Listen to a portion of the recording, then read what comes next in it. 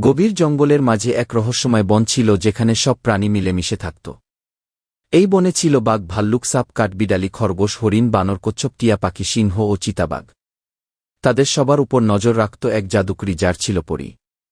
পরী এই বনকে রক্ষা করত এবং প্রাণীদের মধ্যে ভালোবাসা ও বন্ধুত্ব বজায় রাখত। একদিন বনে একটি অদ্ভুত ঘটনা ঘটল। সব পশু প্রাণী তাদের কণ্ঠস্বর হারিয়ে ফেলল। বাঘ গর্জন করতে চাইল কিন্তু কোনো শব্দ বের হল না।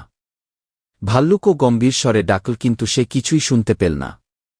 কাঠবিড়ালি ফিসফিস করে বলল, এ কি হল, কিন্তু তার কথাও কেউ শুনল না।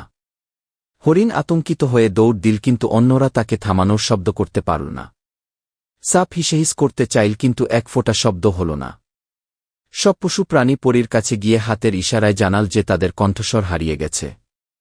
পরী কিছুক্ষণ ভাবল, তারপর বলল, এই বনকে কেউ একটা ভয়ানক অভিশাপ দিয়েছে। ও বানর মাথা চুলকাতে চুলকাতে ভাবছিল এমন অভিশাপ এল কোথা থেকে। ও কচ্ছপ ধীরে ধীরে বলল, আমাদের একজন জাদুর গুহায় গিয়ে রহস্য উদ্ঘাটন করতে হবে।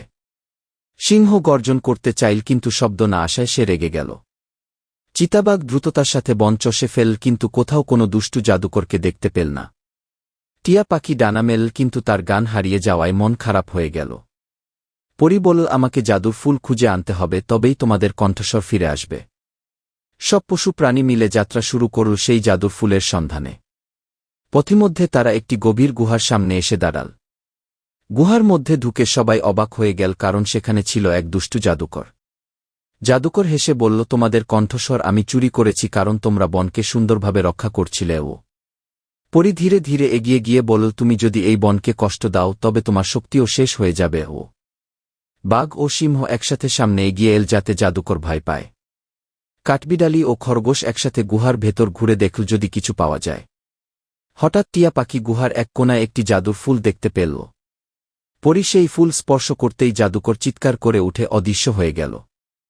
মুহূর্তের মধ্যে সবাই তাদের কণ্ঠস্বর ফিরে পেল এবং খুশিতে চিৎকার করল। বনের সবাই মিলে আনন্দ উদযাপন করল কারণ অভিশাপ কেটে গিয়েছিল। এরপর থেকে সবাই আরও বেশি একসাথে থাকল এবং স্বপ্নপুরীর জাদুর বনে সুখে শান্তিতে বসবাস করল।